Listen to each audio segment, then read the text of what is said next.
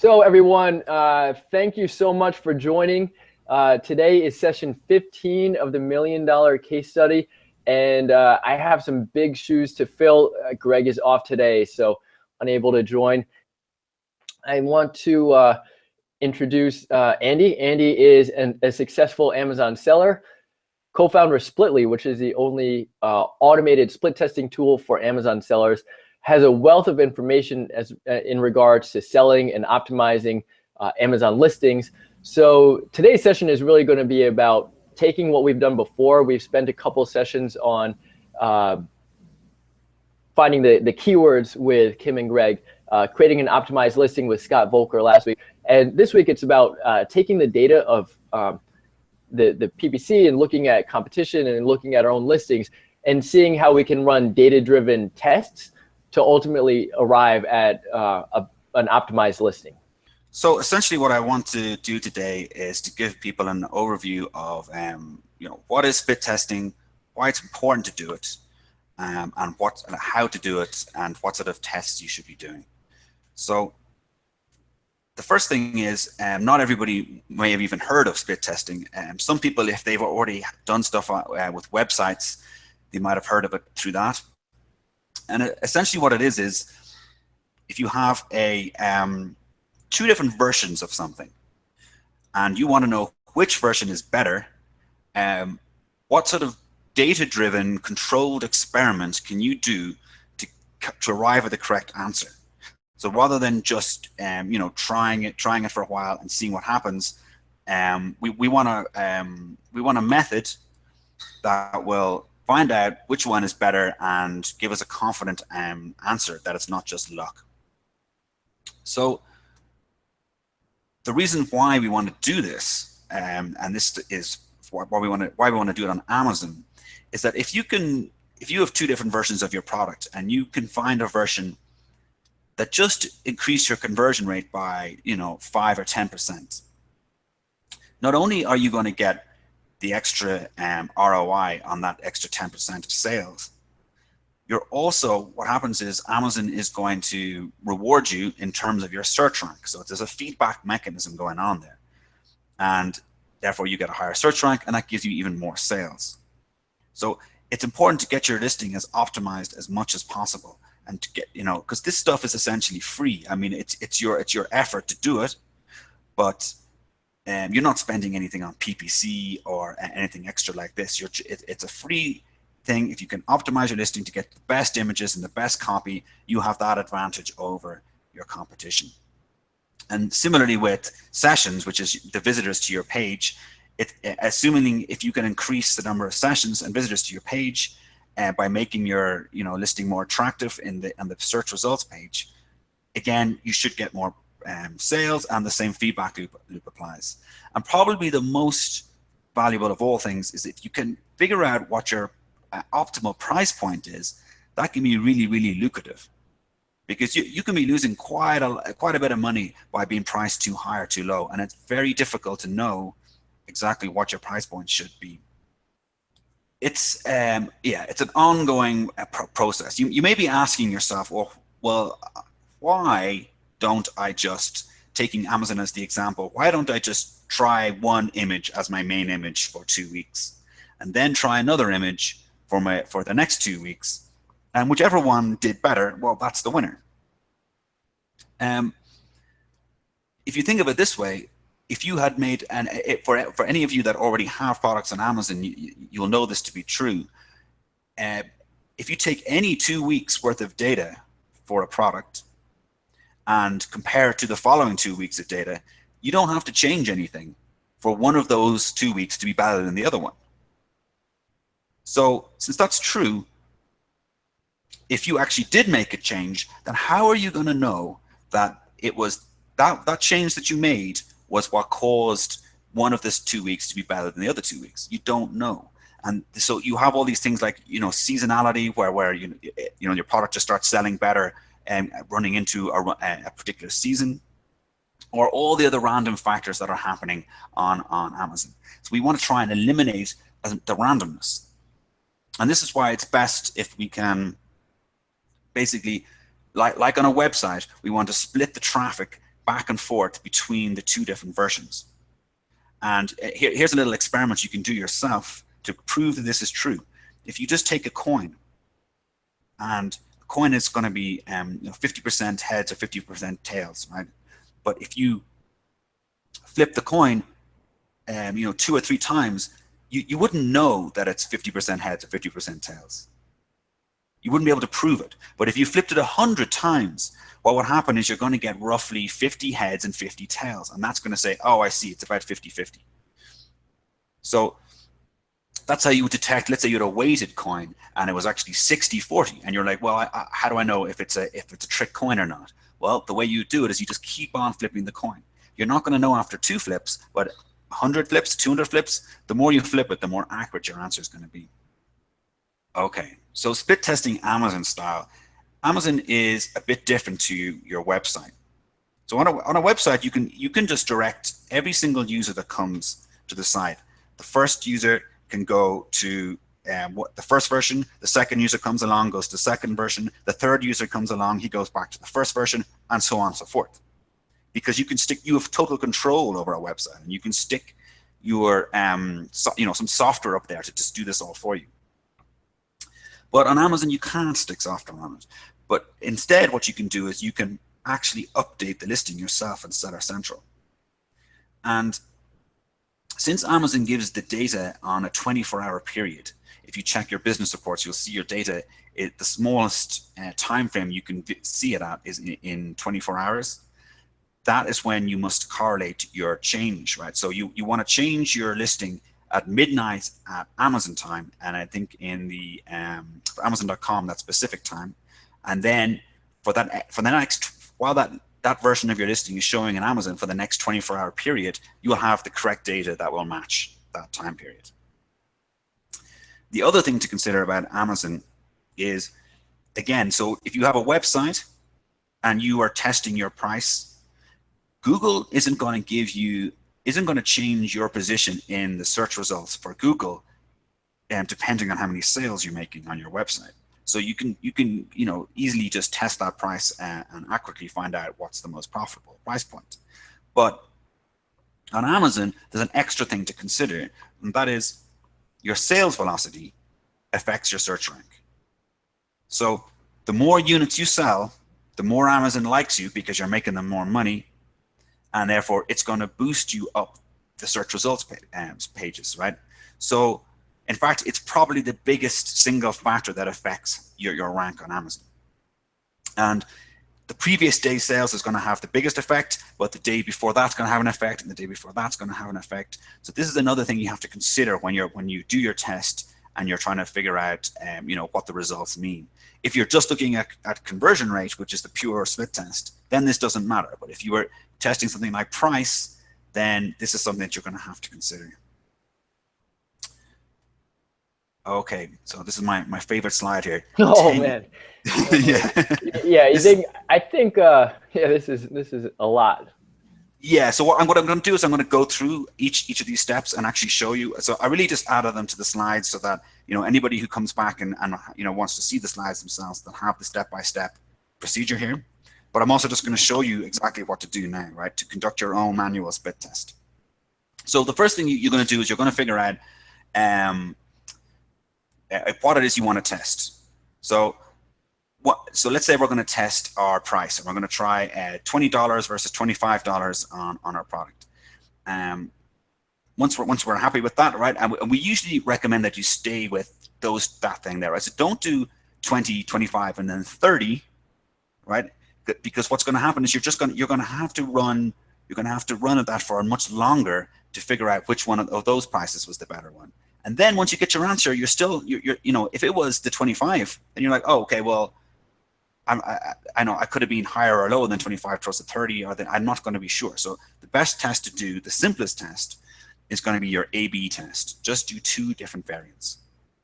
So if you're going to test $20 versus $25, now what we're going to do is we're going to wait. We're going to wait until, and this might be very inconvenient depending on where you live. So if you live in New York and your product's on Amazon.com, well, this is going to be the wee hours of the morning. So this may not suit everybody, unless you're a night owl or something. So, but you have to wait until midnight of Pacific time for Amazon.com, and that will be, that'll be universal time in the UK marketplace, for example. And then you're going to update your listing. So what we do is I'll do it now, and we'll pop over to Seller Central here, and we'll just pick, let's say we'll use this product as an example.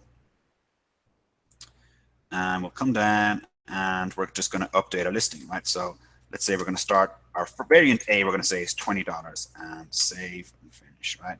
That's it, easy, done. Now what we have to do is wait another 24 hours, right? So you might want to set your like an alarm for this. It depends on how you're scheduling. So the following next day at exactly the same time, we're going to come back in and we're now going to do it again, and we're going to update our listing to variant B. Variant B is $25. Okay, then we save and we're good. And then we simply rinse and repeat. Okay, we keep on doing this, and I would recommend that you do it for about 2 weeks. And we say 2 weeks because I mean, the longer the better, but at least with 2 weeks, each variant is going to get 1 day of the week. So that helps to mitigate the fact that maybe your product is selling better on certain days of the week. So once you're 2 weeks, yeah, go on again. Well, sorry, Andy. So just to kind of like summarize there, we're switching the say price every day between the two choices that we're doing, then kind of like mark it down maybe in an Excel sheet or a notebook, and then looking back at our Seller Central data for that given day, and then kind of tallying up what the difference in sales was, right? Is that kind exactly of like, yeah? Okay. And if you don't mark it down, you're going to be able to figure it out because you're just changing every second day. You'll be able to figure out which dates you ran which thing on. But yeah, it will help if you mark it down as you go. So excellent. Yeah. So once you've done this for 2 weeks, you're going to have basically every second day is going to have had variant B, and every even day will be variant B, and every odd day will have been variant A. So now we've got our data. You may think, okay, well, why don't I just, that's it, I'm done, right? Because at this point you're going to see that one of them is actually doing better than the other one. Why don't you just stop? That's it, you're done, right? So the question is, though, this goes back to what I was saying before, is you don't know if it was luck or not. So what you have to do is you have to use a math function which will help you analyze if it was luck or not. And the function is called statistical significance. And this is like this is a really standard thing that's used in science in order to determine, because they're doing split tests all the time. For example, the FDA might do a trial of a drug, and they're going to see, they're going to try the placebo, the control, and they're going to have 100 people taking that versus another 100 people taking the actual drug they're testing. And then once the experiment is over, they're going to say, okay, this was the effect, but is it statistically significant? Is it reliable? And so the easiest thing you can do is you can just get your data, and you can use an online calculator. It's like the one we have here in the slides, and you can get the data, come down here, and so here we have, for example, this is the free ones on Splitly. There's other ones online, of course, and you can just put in your data for your, here's your original, and here's your variant. I'm just going to put in some dummy data here, for example. Let's say I got 2 conversions there, 3 conversions there, and we're going to see, okay, so that's very little data, obviously, and that is one of the reasons why you've only got a 62.1% probability. So you want to reach, like, the industry standard here is 90%, right? But you can set that yourself. The higher, the better. But if you do come along here after the 2 weeks and it's above 90%, then you can go, okay, I'm confident this is not just luck. And let's say it was the $25 one that was winning. You can say, okay, that's it. That's my winner. You then just continue on with the next split test, for example. If it's less than 90%, then you have to think, okay, I'm probably going to have to just get more data. I don't have enough data yet. So you want to keep the test going. But if it's really less than 90%, then you might think, well, okay, maybe there isn't that big a difference between the two versions of my product, and I should try something else. So Is there a rule of thumb for when a product is ready for split testing, as far as like number of sessions or conversions per day? so there's no so there's no rule of thumb, because it's just purely it's the more the better.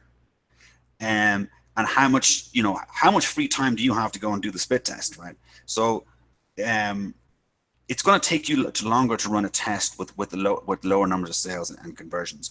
If it's a newly launched product and you've got 0, then obviously that's not going to work at all. So you have to have some sales per day to get going. But actually, I'm gonna get onto that in a bit, and I'll talk a bit more about like the sort of the prerequisites of exactly what you need there.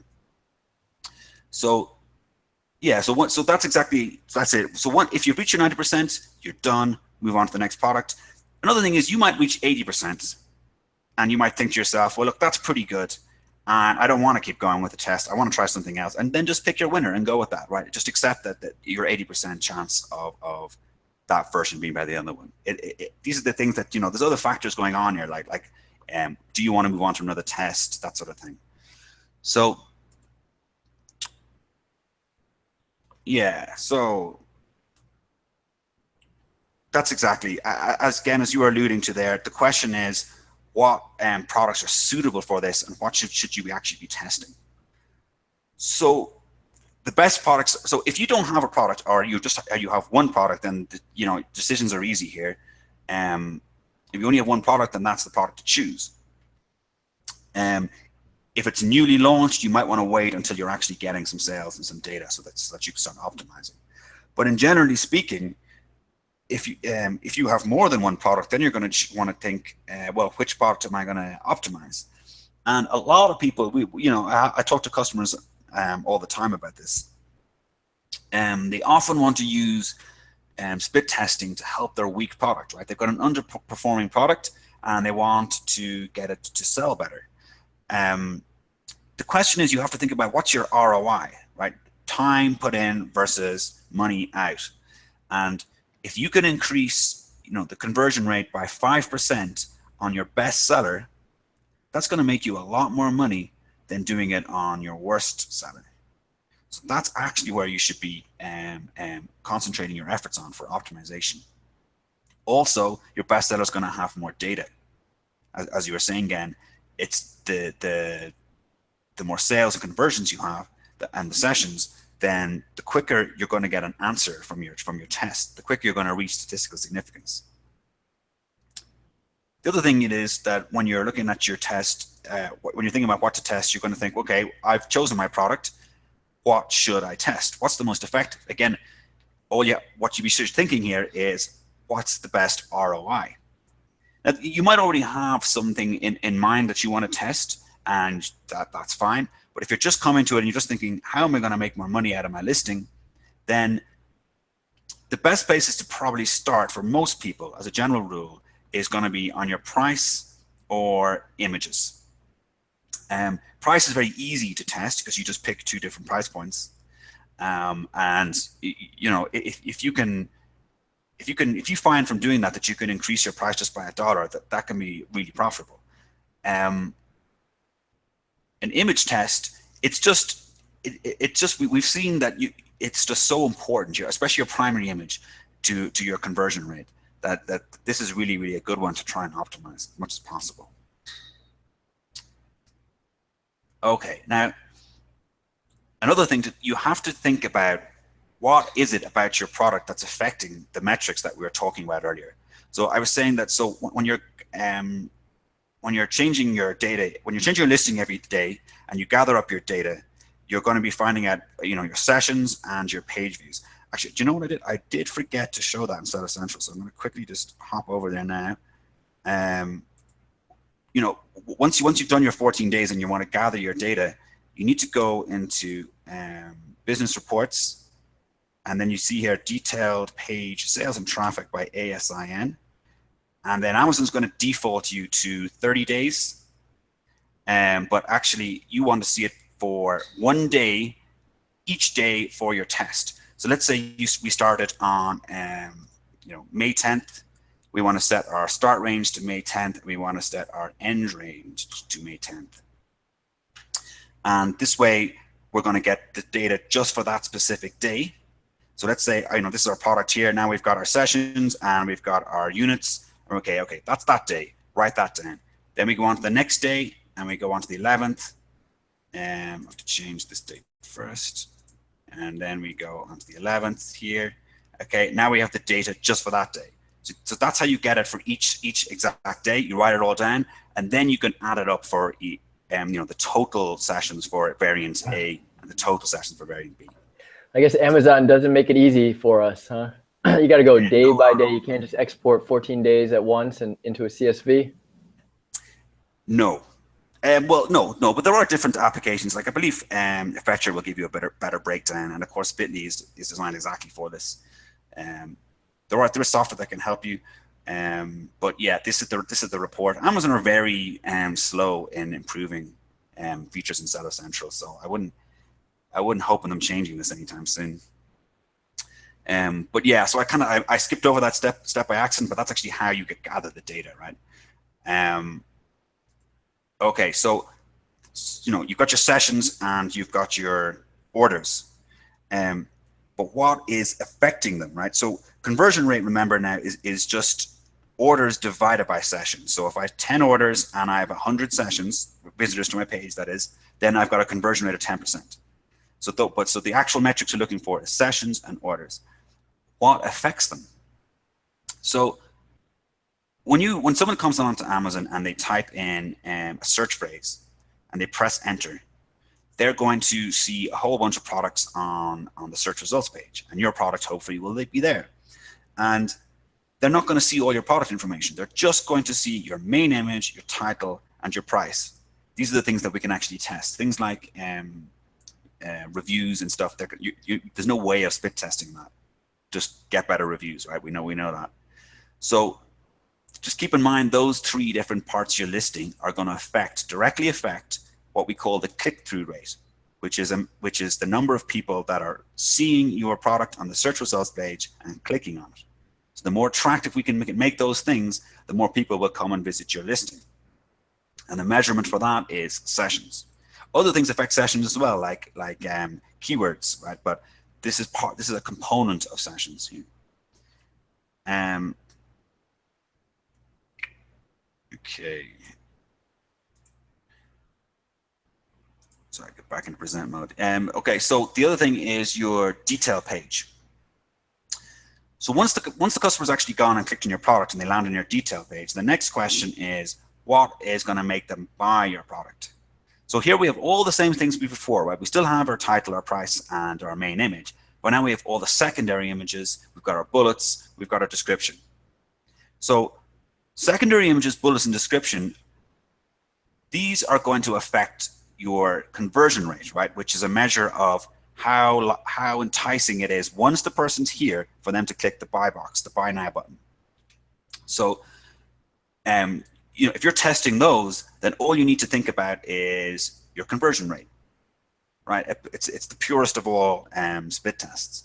If you are testing your title, your main image, or your price, well, now you have to take into consideration that these are going to show up on the search results page. So not only are they going to affect conversion rate, but they're also going to affect your sessions. And you're going to have both these metrics, so you can see how everything's been affected.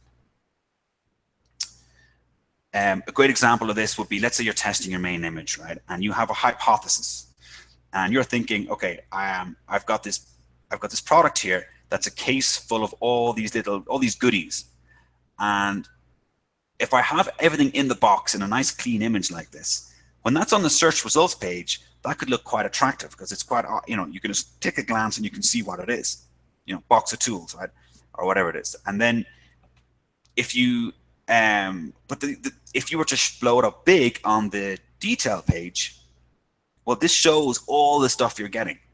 So maybe that's more attractive for conversion rate. So you could run a split test of these two different images, and you'd be looking at your sessions and your conversion rate, and you'd be seeing what the effect was. Now, hopefully, they would both go up, and in many cases that will be the case. But in this example here, it's quite possible that you would get, for example, the better sessions with the first image and better conversion rate with the second image. And if that happens, all that matters is that your bottom line, which version of your product made more money. That's it. Your profit, of course, is the final thing in the final analysis. Andy, can we take a step back real quick just to help people understand how their listing is doing overall? So is there kind of a benchmark for click-through rate, for conversion rate, that they should, for impressions? I suppose impressions might depend on the niche and product, but as far as conversion rate and like that, how that also really depends on so conversion rate. I mean, I've seen people going from conversion rate of 5% up to 30%, and those 5% products can be doing really, really well. So it really depends on the type of product you're selling, the niche that you're in. So I wouldn't feel too disheartened or happy just looking at your conversion rate and comparing it to, Amazon's average.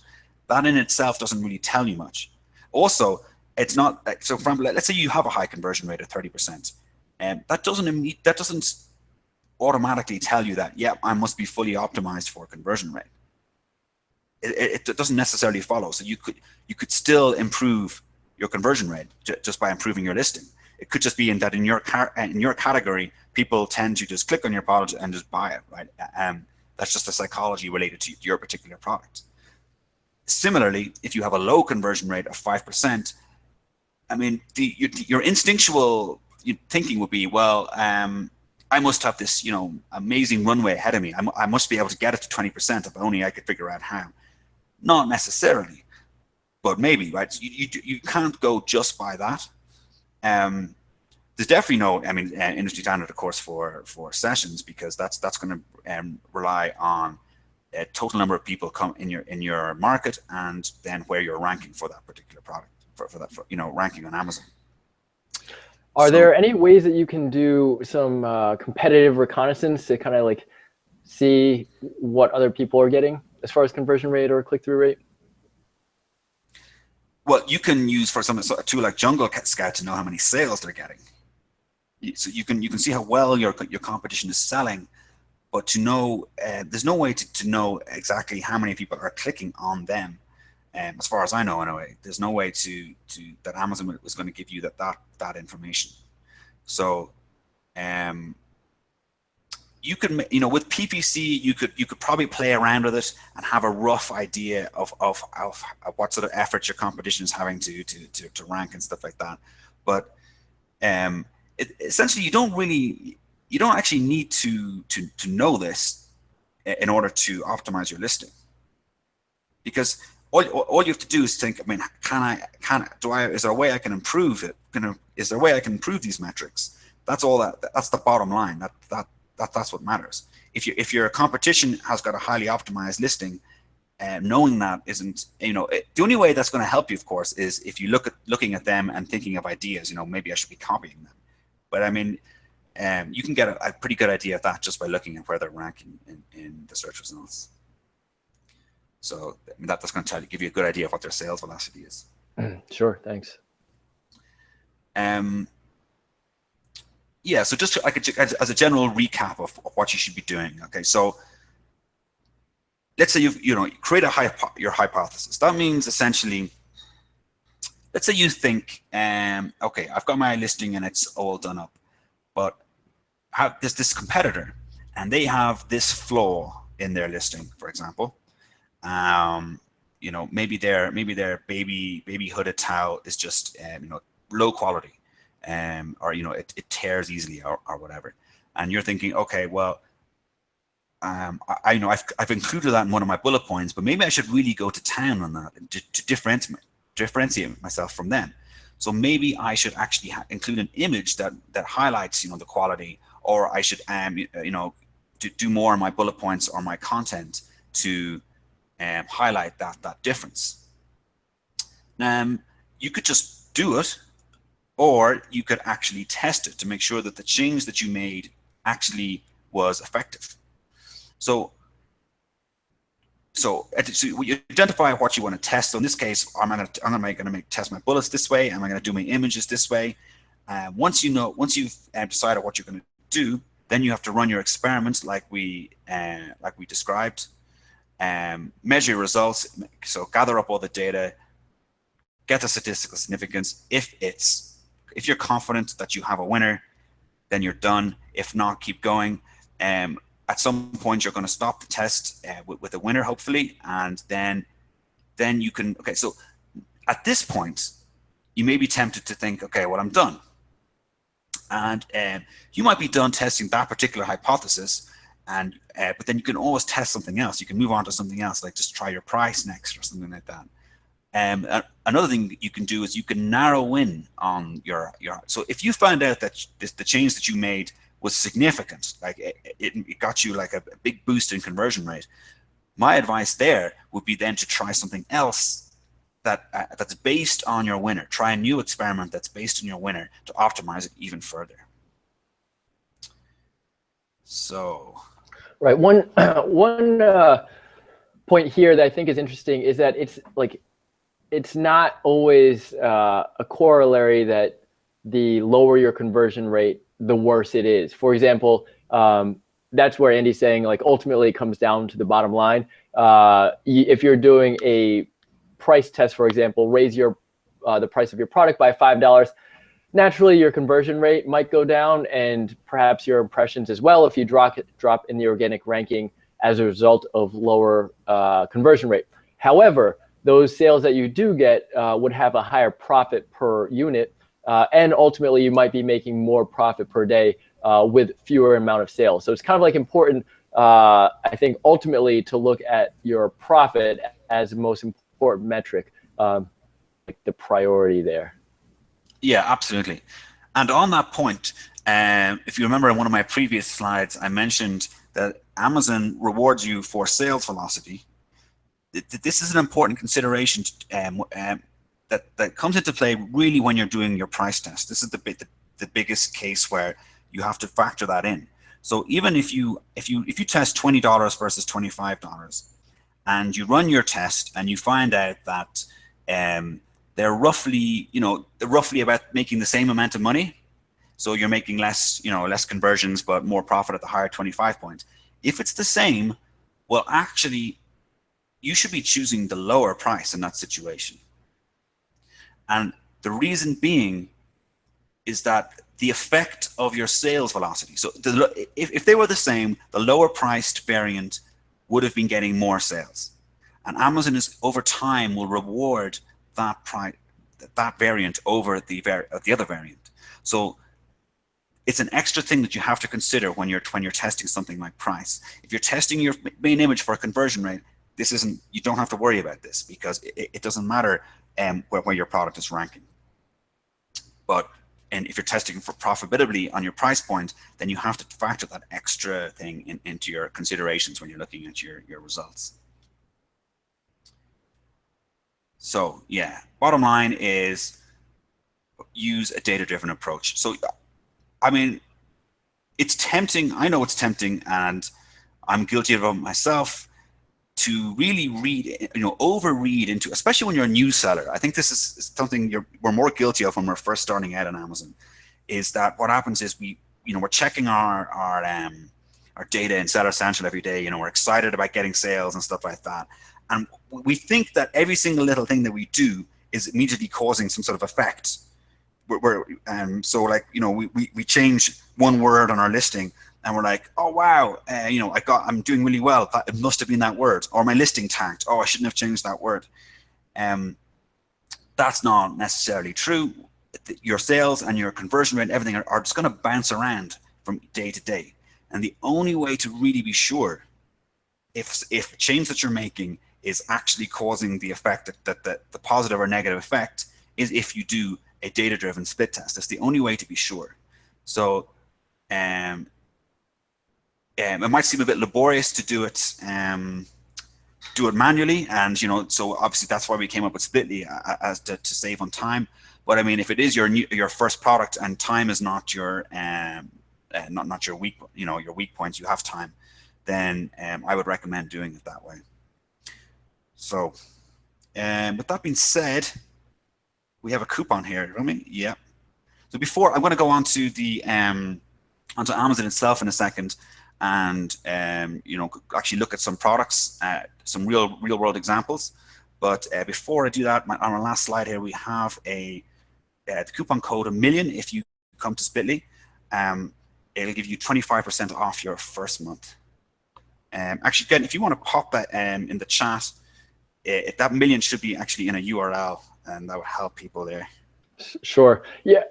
Yeah. Once if you do choose to use that and start a split test, you actually just choose your plan, and then it'll take you through, and then before you check out, you drop in that $1,000,000. So certainly I will add that. Okay, cool. Okay, so that's the slides done. And what I'm going to do now is I'm going to hop over to Amazon itself, and let's have a look at some baby bath towels, because that is our $1,000,000 case study. Yeah, okay, baby bath towel, right? We're just going to search that. I was already looking at this earlier, just seeing what was up. So best thing to do, of course, is to skip over these sponsored products, and let's start looking at what's ranking well on Amazon here.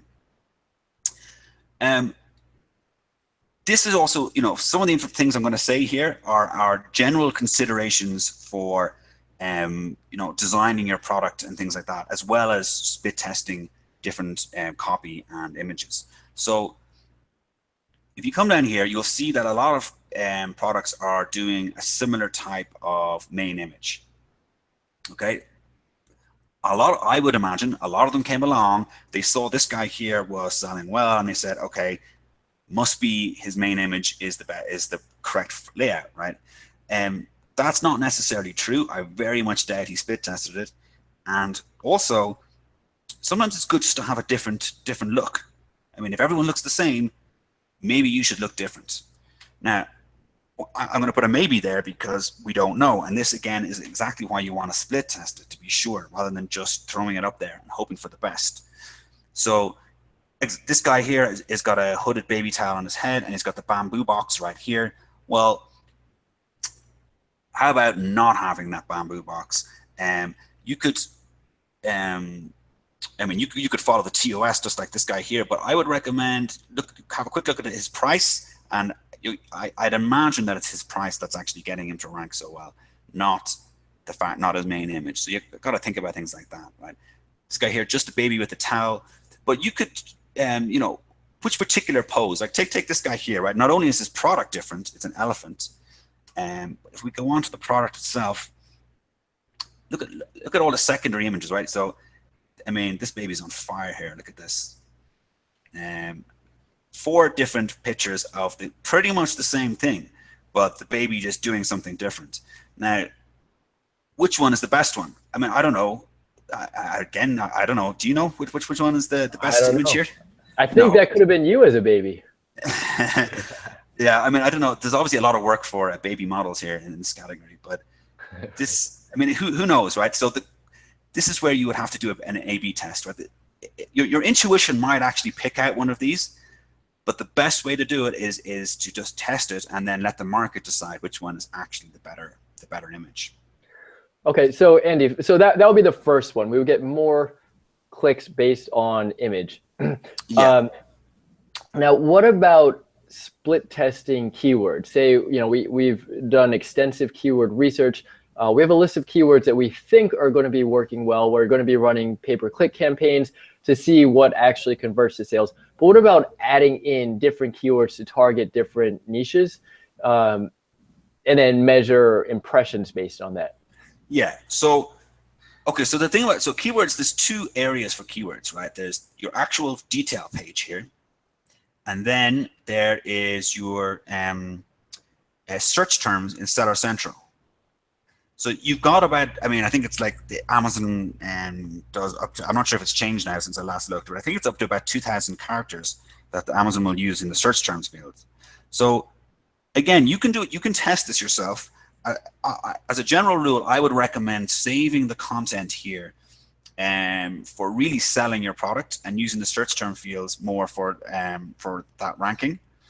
But the only thing that's different here, of course, is your title.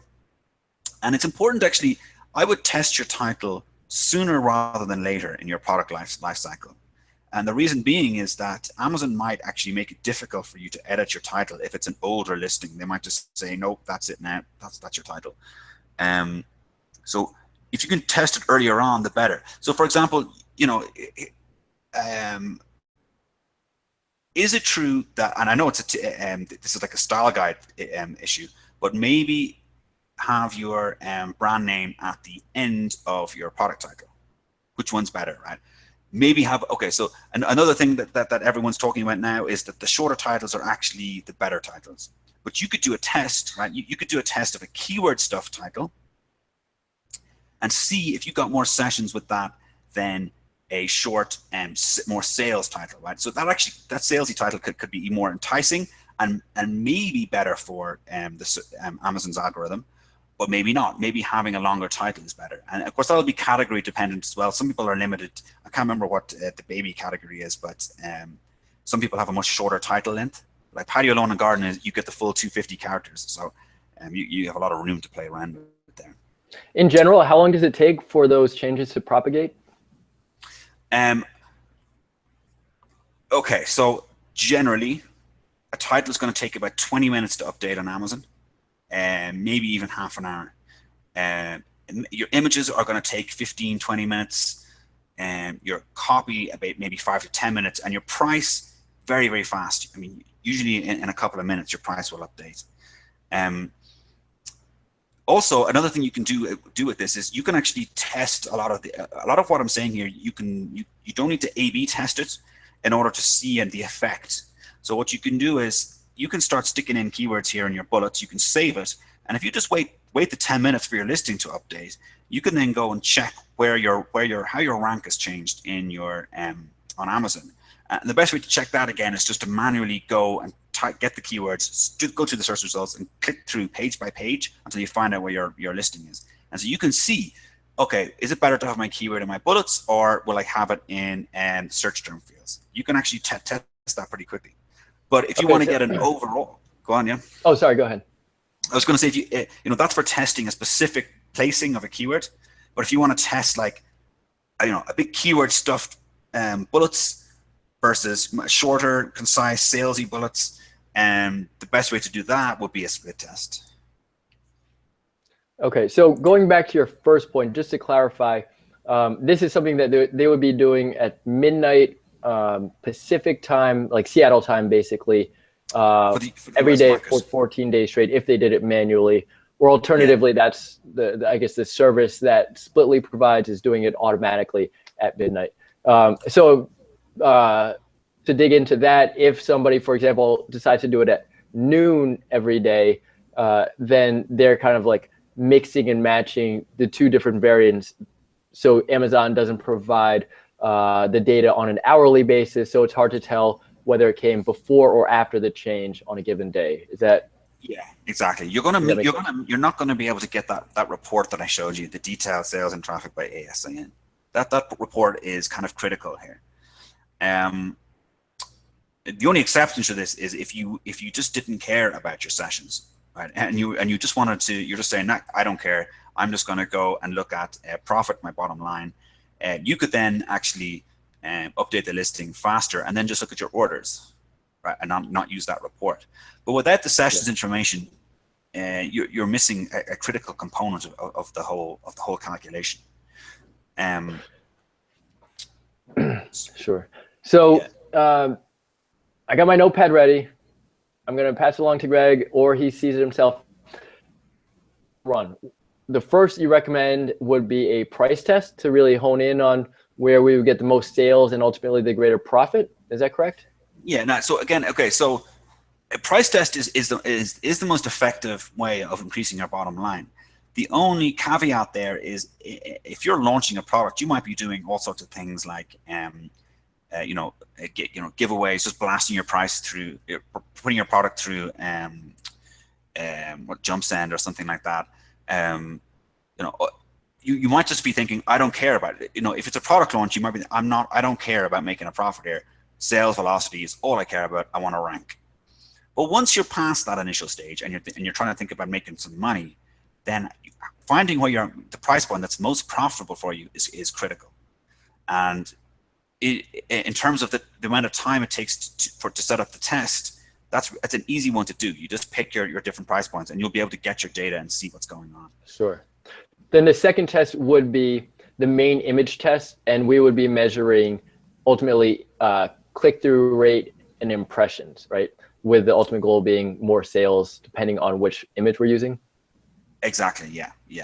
Okay. And excellent. You could test a bunch of images together and the one go if you want to, but your primary image is the one that has the biggest impact, the biggest single impact. So, got it. And then the third test, we might consider changing the keywords in the title and see how many impressions we get with each variant. Yeah. So you can change your title. You can. It's also it's going to depend on, again, as you said, you have to have a hypothesis. So if you don't have any idea about how to improve your title, then maybe that's not the next step, right?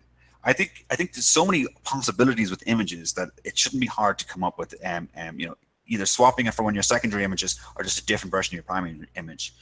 Another one is like you could test your bullets, but you want to be making a significant difference. This is a very important point. So if I bring you back to that case in point with the coin, remember I said I talked about the weighted coin? If that coin was weighted 51% heads, 49% tails, you're going to have to flip it for a very, very long time to figure out confidently that it's a trick coin and it's biased towards heads. But if it's heavily weighted, 90% to heads to 10% tails, you flip that coin 10 times and you're done, right? You're going to see very, very quickly, okay, this is a trick coin. It's biased towards heads. Similarly, if you make a very small change on your listing, if you just change a few words in your bullets, you have to ask yourself, how much of an impact is that going to make? It's much better to have like a hypothesis of I'm going to make a significant difference here. And actually, in this case here, there isn't. If you take these kind of ones, okay, so here we have 4 bullet points. I think there was one I was looking at earlier, which it was just showing 3, right? I think it was the main one. Let's click on here. No, now he's showing 4. Okay, Amazon's changing depending on screen resolution and stuff like that, probably. Okay, 3 here, right? So if you have 5 bullet points and 2 of them are hidden, well, and a very easy test here, I wouldn't normally recommend you just rotate the position of your bullet points because doesn't normally make a significant difference. But if only 3 of them are showing, well, now you have the option of having the bottom 2, let's say here, the 100% satisfaction guarantee, maybe that's going to be a big selling point to people, and they're not seeing it because it's hidden on the 5th bullet point. You could rotate that up to the first one and put one of the other ones down below. That could be your test. Very cool. I think what I'm noticing, seeing you think through these and analyze existing listings, which is really interesting, is that there is no right answer. It's a lot of just asking questions, creating hypotheses, like you said, and then saying, all right, is there a test that we could run to have a data-driven answer to this? And then running through it, whether manually or unsplitly. Exactly, yeah. So I would say get your listing up using your intuition and using your research of what's going on Amazon. And once it's been up there and you've got past your very initial stage, then you want to start looking at how you're going to improve it. And every time you think of a way of improving your listing, don't just do it, test it. That's the best way to figure out if the change that you're making is actually having the effect that you desire. Certainly. Fantastic. That is awesome. We're approaching an hour, so we do generally try and keep these at an hour. But Andy, do you have any other? There again is a link. I dropped it in the chat box. Any other benefit or reason why somebody would want to use Splitly?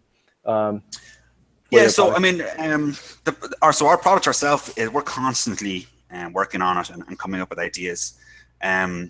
So what I described there was our first feature, which is what we'll do is we'll handle the updates for you. We'll display all the data nicely for you in some charts. We'll calculate the statistical significance, end the test when it's ready, that sort of thing. Um, on top of that, we have a rank tracker, which I'm sure you're familiar with. This is not a unique product, but it's like a bonus feature, and that will track your keyword rankings on Amazon. So you just put in the keyword phrase that you want, and every day it'll check and say, okay, this is where you're ranking for those keywords over time. And probably our most interesting product, and it's an ongoing on the algorithm and making it better, is, as I alluded to before, when you do your price test, one of the problems that you have to consider is, again, sales velocity affects where you're ranking.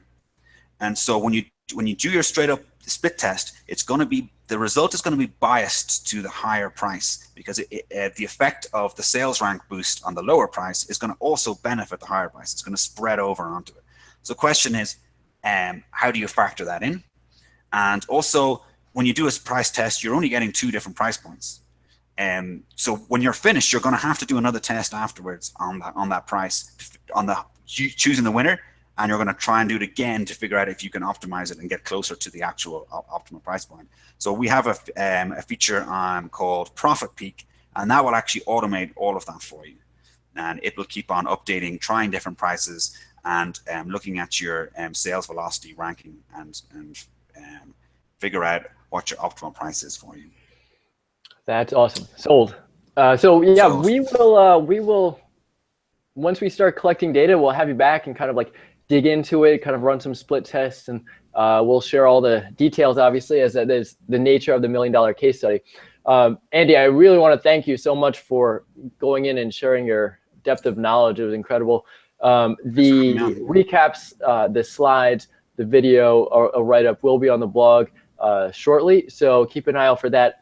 Next week, we will be back on Wednesday. Greg's going to be running a Q&A, kind of a recap, basically answer any questions that people have outstanding, all the way from session 1 of finding a product to session 15 of optimizing with split testing. It's going to be a really special episode, because you get access to this amazing mind of Amazon sales. So Greg's going to be running that. Kind of consider it an office hours for Amazon sellers. I think a very special opportunity. So make sure to tune in, register on our website if you haven't already, and then check out Andy's product, splitly.com, 25% off your first month. Use the code MILLION. And so with that, it is 6 o'clock, and we are going to sign off. Can't wait to see you next week. Andy, thanks so much. Bye, everyone.